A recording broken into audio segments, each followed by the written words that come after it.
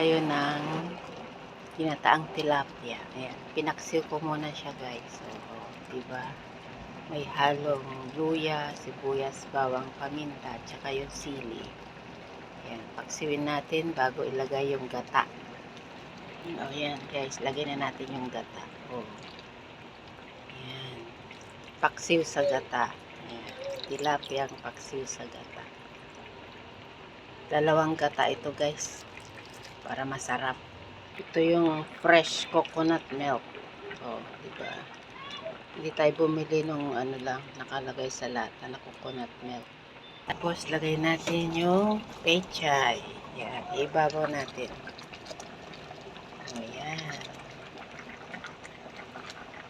Ayan siya guys. Diba? Tinakpan natin. Ayan, luto na guys. Aking paksiw sa gata na tilapia. Diba?